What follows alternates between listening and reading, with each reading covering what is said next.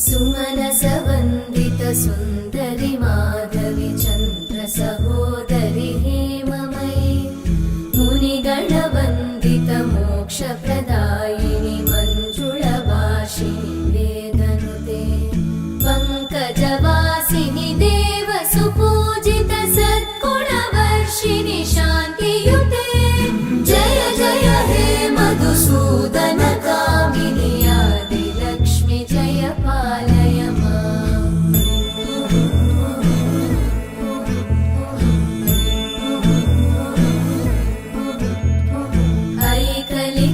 ऐकलिकल्मषनाशिनि कामिनि